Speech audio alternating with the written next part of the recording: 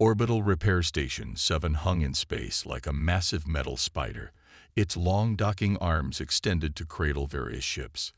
The station orbited Jupiter's moon Europa, far enough from Earth to serve as a convenient stopover for both human and alien vessels traveling through the Sol system. Lisa Morgan wiped sweat from her forehead as she studied the diagnostic panel. At 42, she'd spent nearly half her life fixing things that supposedly couldn't be fixed. Her reputation had grown from a skilled Earth mechanic to chief engineer of humanity's busiest space repair facility. "Chief, you might want to see this," called Alan Reeves, her deputy. He gestured toward the main viewport where a ship unlike any human vessel approached slowly. Its hull gleamed with a purple-black iridescence, damaged sections glowing an angry red where emergency containment fields struggled to maintain pressure. "That's a Krull warship," Lisa said, immediately recognizing the distinctive curved hull. "The Void Piercer, if I'm not mistaken." The Krull were among the oldest spacefaring species in the galaxy, proud and technologically advanced. They rarely saw help from other species, especially not from humans, whom they considered technological newcomers. "They're hailing us," said Kimberly West from Communications. "Audio only."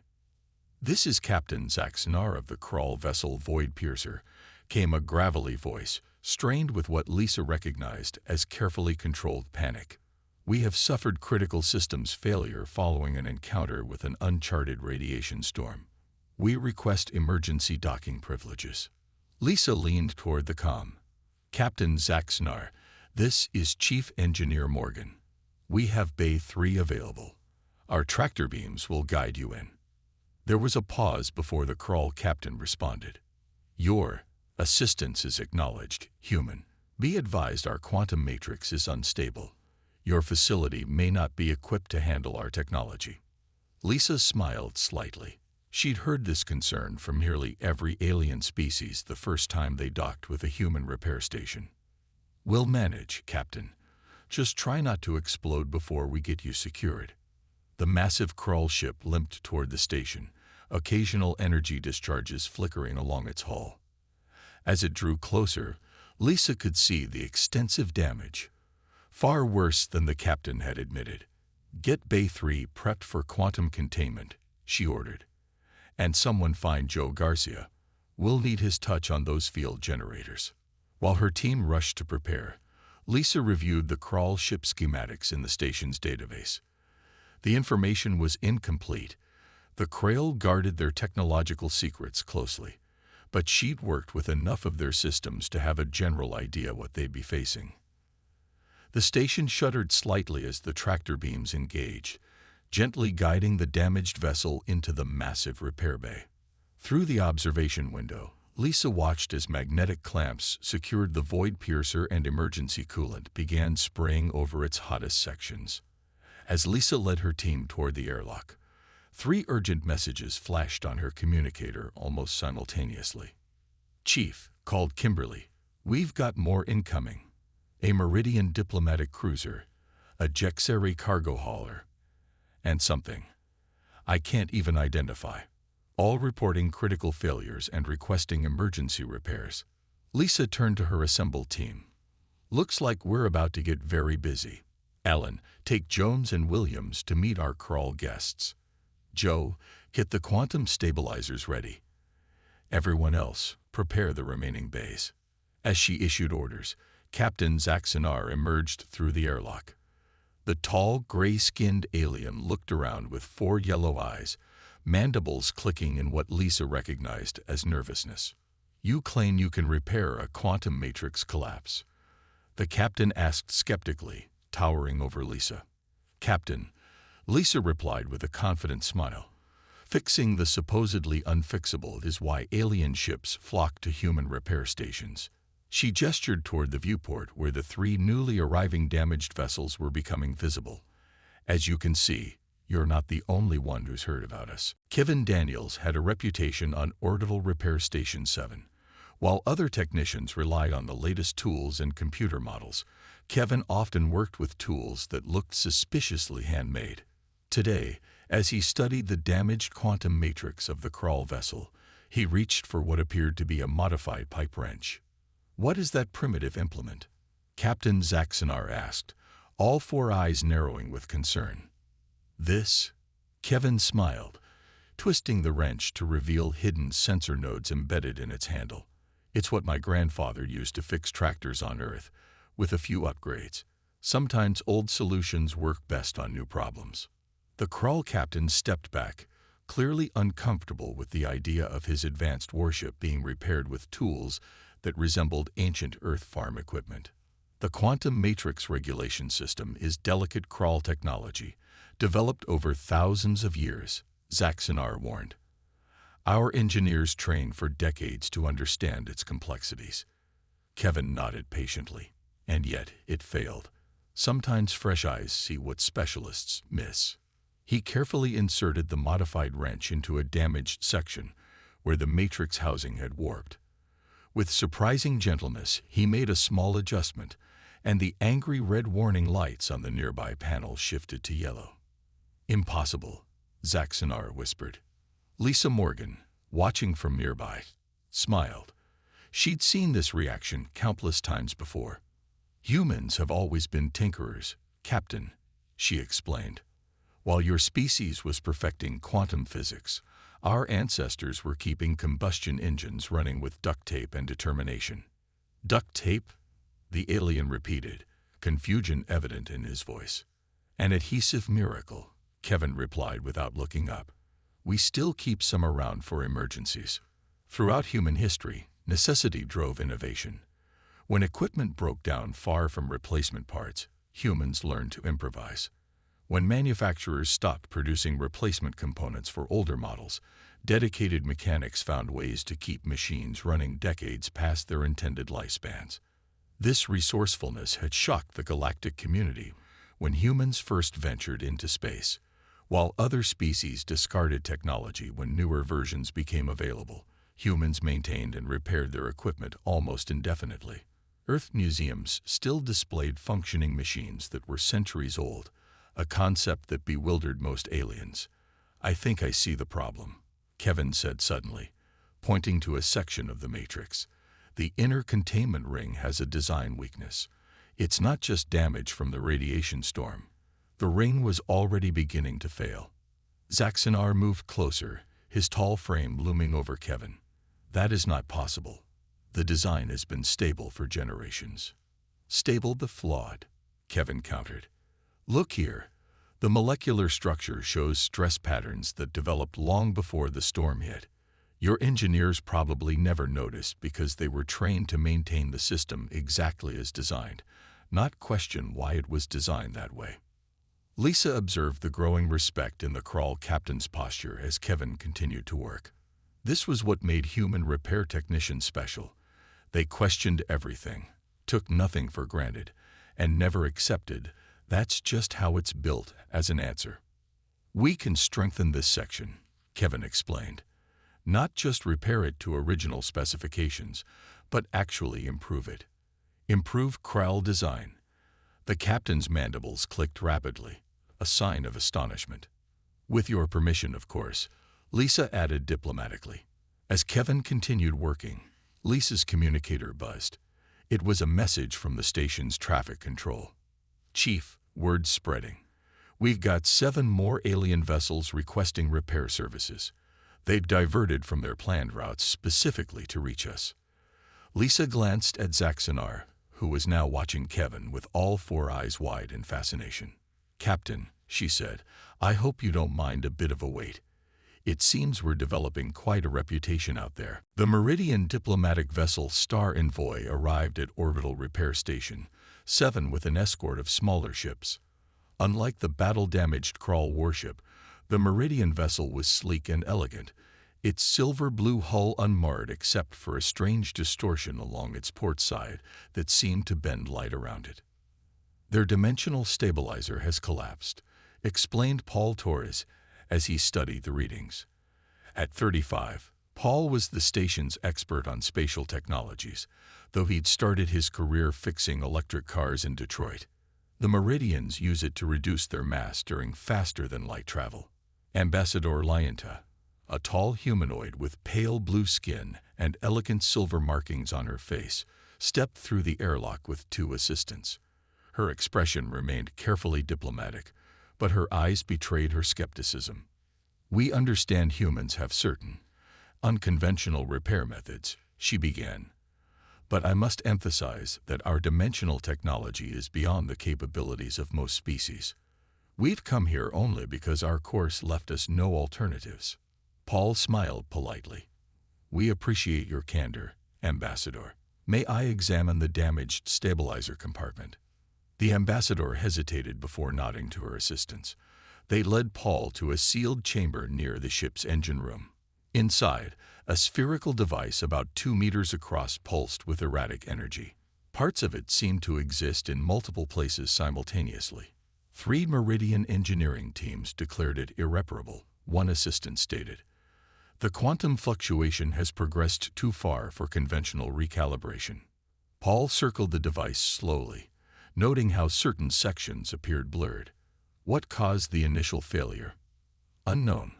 Possibly exposure to a dimensional anomaly near the Cygnus transit point. Paul's eyes lit up. "I need some equipment from our fabrication bay, and I'd like to consult with Amanda Walsh." Within an hour, Paul returned with Amanda and several crates of equipment. While the Meridians watched with increasing curiosity, the humans set up what looked like outdated manufacturing tools alongside advanced diagnostic equipment. "What you're attempting is contradictory," the ambassador observed as Amanda began constructing a metal framework around the stabilizer. "You cannot control quantum dimensional fluctuations with physical constraints." "Not controlling," Amanda replied without looking up. "Guiding." At 28, she had developed a reputation for combining old Earth manufacturing techniques with alien technologies in ways that confused and impressed visitors equally. "The problem isn't the fluctuation itself," Paul explained, "but the stabilizer's inability to maintain coherent boundaries during the fluctuation. We're building a temporary framework that will guide the energy back into alignment." Amanda connected several devices that appeared to be modified industrial magnets to the framework. Earth factories used similar principles to shape metal without direct contact. "We're just applying it on a quantum level." The Meridians exchanged glances as the humans continued working with their hybrid system of advanced sensors and what looked like repurposed industrial equipment. By the third day, word of the repair attempt had spread throughout the station. A small crowd of alien visitors gathered at the observation window, watching as Paul and Amanda made their final adjustments. "Ready?" Paul asked. Amanda nodded and activated the system. The framework hummed to life, generating a field that interacted with the unstable dimensional energy. Slowly, the blurring around the stabilizer began to subside, the sphere's outline becoming more defined. "Impossible," whispered the ambassador as readings on nearby monitors stabilized. "You've realigned the quantum structure using manufacturing principles." "Sometimes the oldest solutions work best on the newest problems," Amanda said, echoing Kevin's words from days earlier.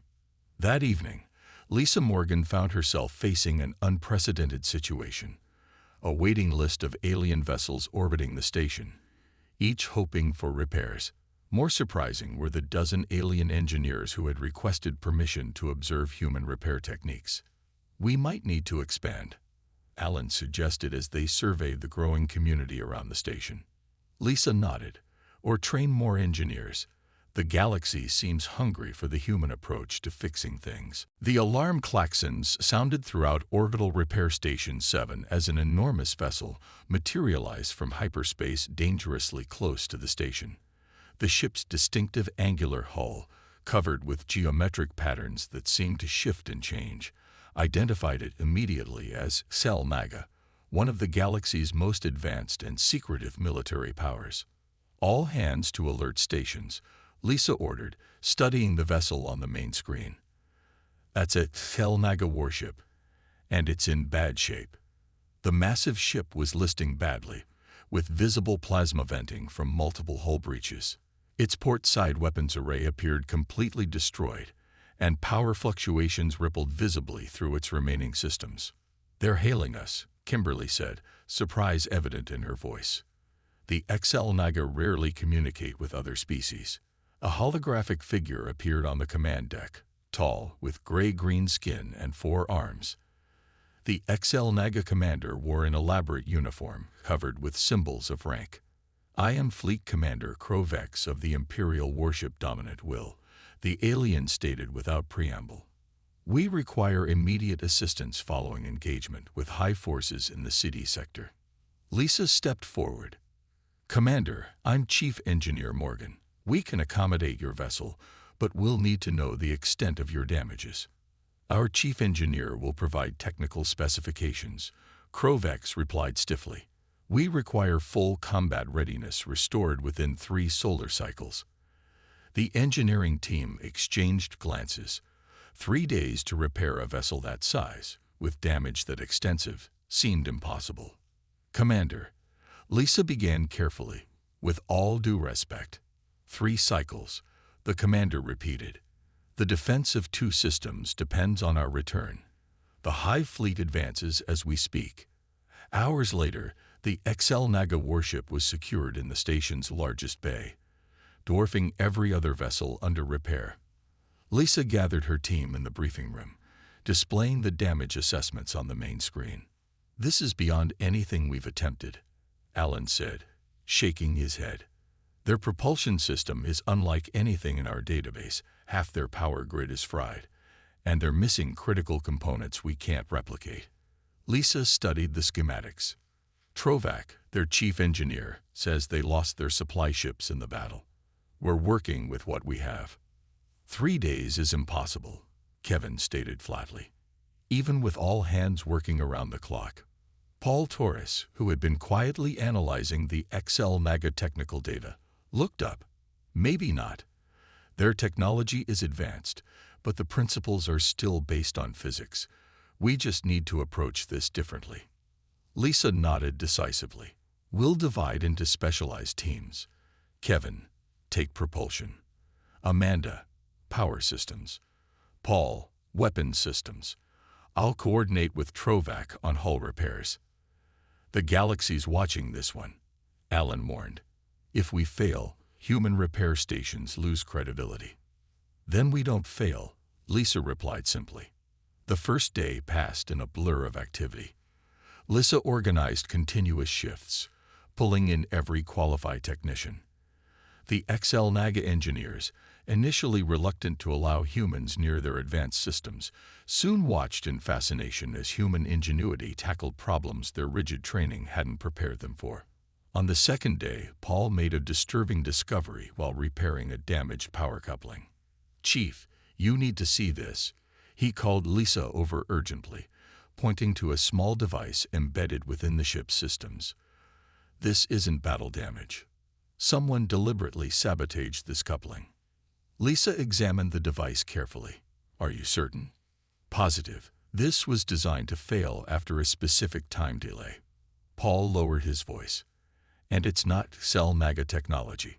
Lisa straightened up, suddenly understanding why the proud XL Naga had come to a human station rather than one of their own. They were betrayed by someone they trusted, and they don't know who. "Should we tell Commander Krovex?" Lisa considered the implications. "Not yet. First, I want a complete sweep of every system we're repairing. If there's one sabotage device, there could be others."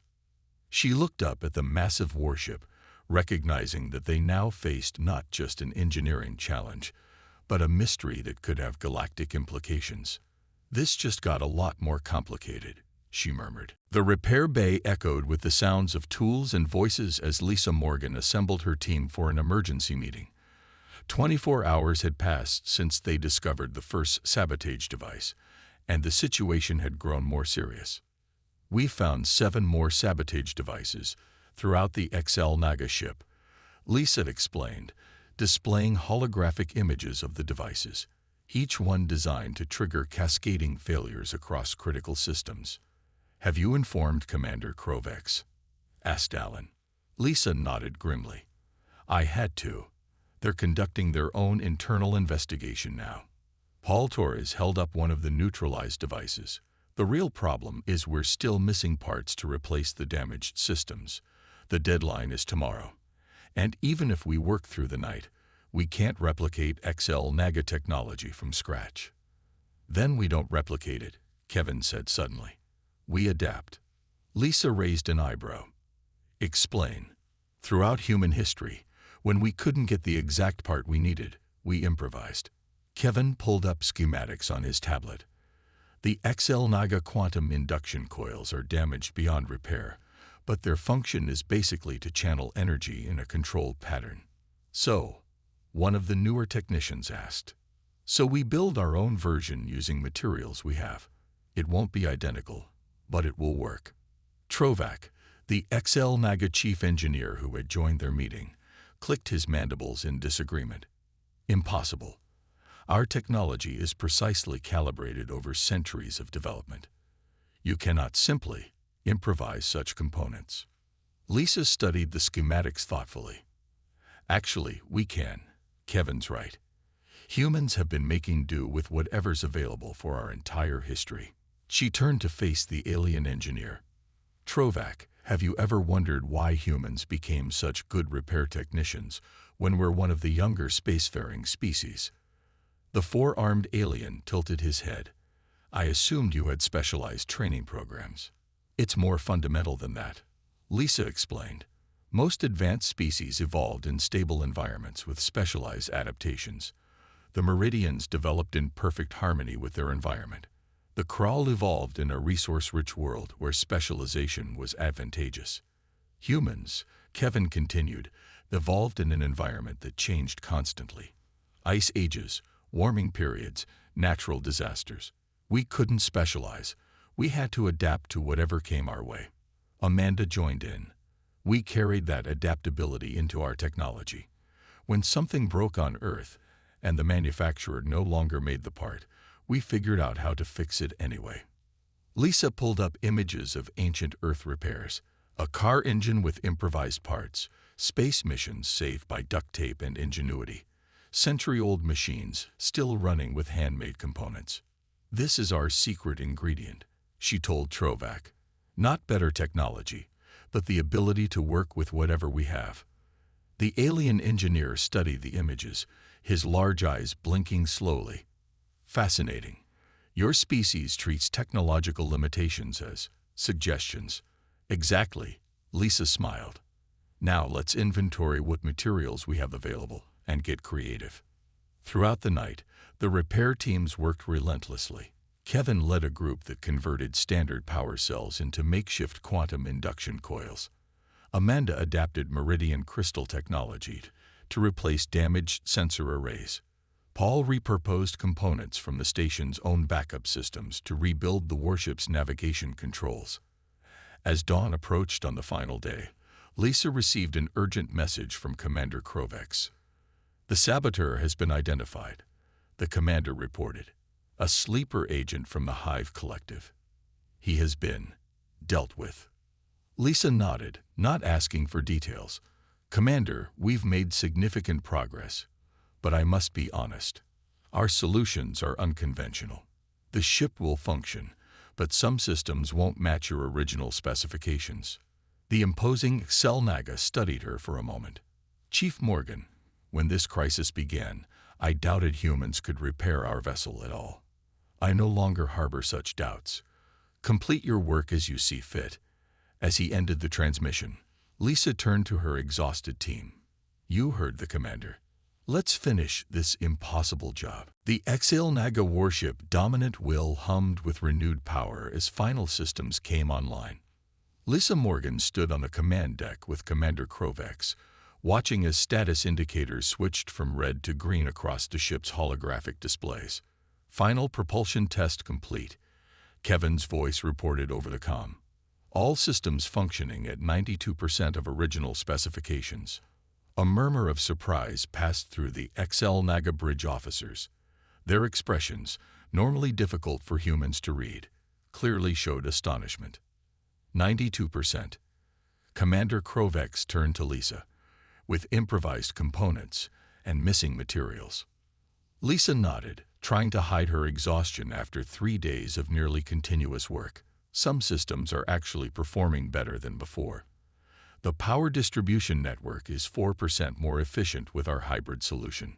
The commander studied the performance metrics in silence before making a formal gesture with his forearms, a sign of highest respect in Xel-Naga culture.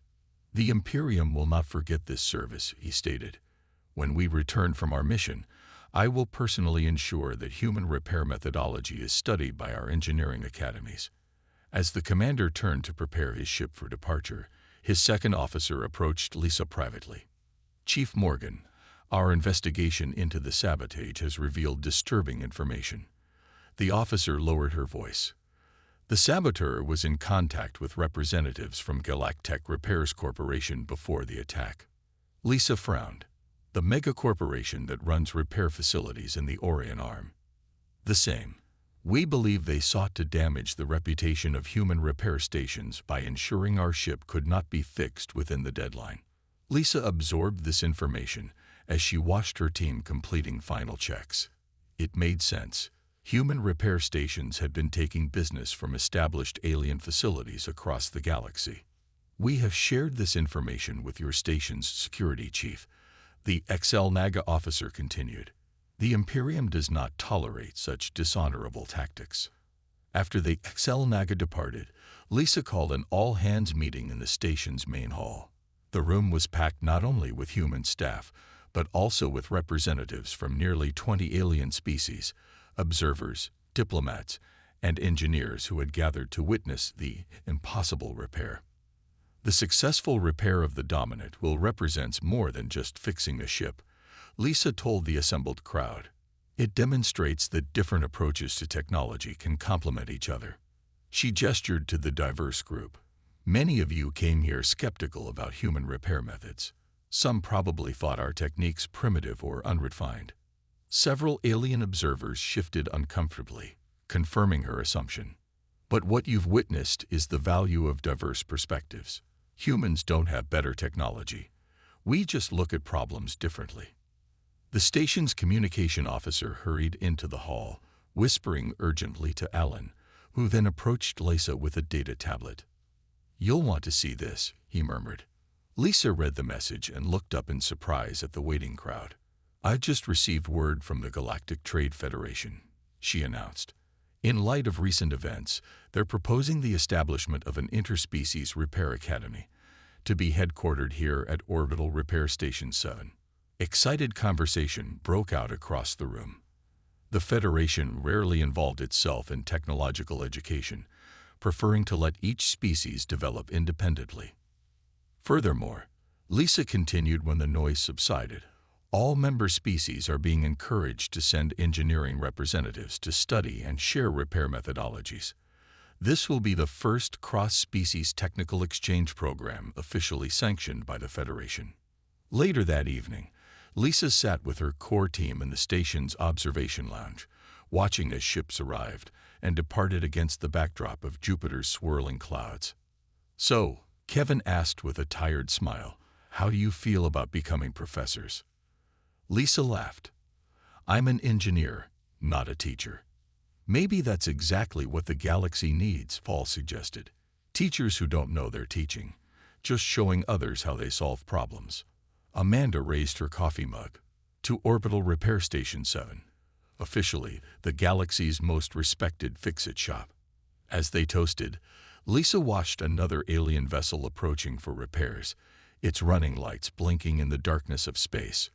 What had begun as a simple repair station had become something much more significant, a focal point for a new kind of galactic cooperation. 1 year after the Xel-Naga incident, Orbital Repair Station 7 barely resembled its former self. The original structure now formed just the central hub of an expansive complex with specialized repair bays extending outward like the spokes of a wheel. Ships of every imaginable design orbited the station, waiting their turn for the increasingly famous human repair touch. Lisa Morgan stood in the newly constructed observation dome, watching a crawl cruiser dock alongside a Meridian research vessel.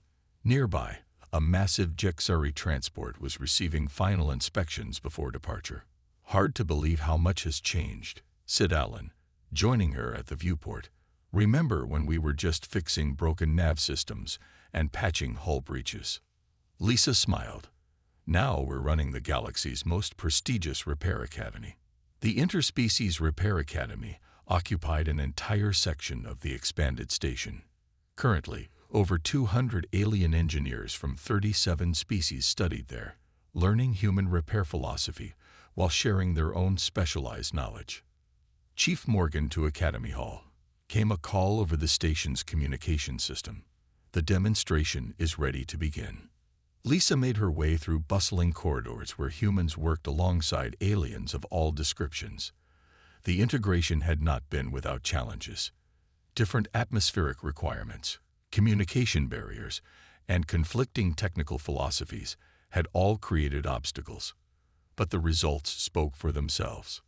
In the Academy's main demonstration hall, Kevin stood before a diverse group of students.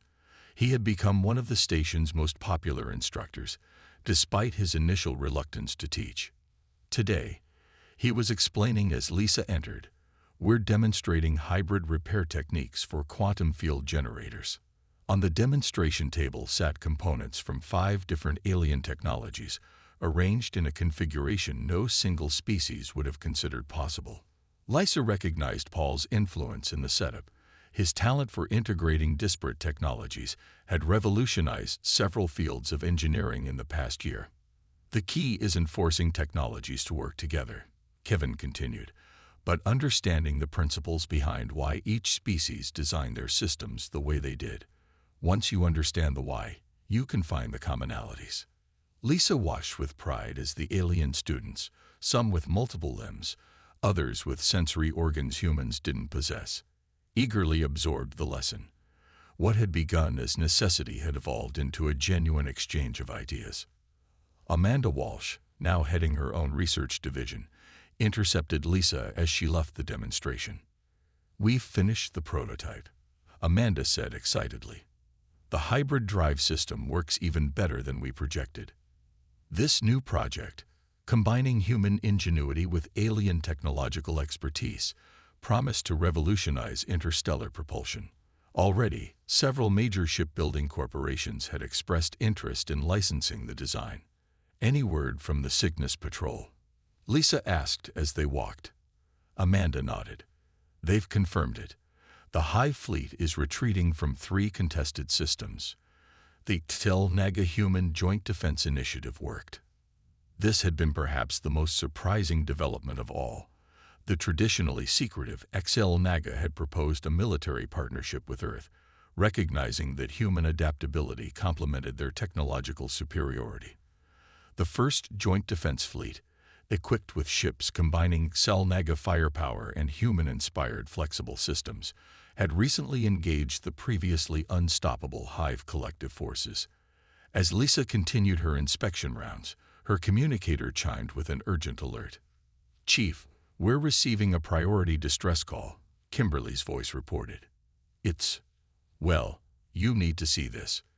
Lisa hurried to the command center where the main screen displayed an enormous vessel unlike anything she had seen before.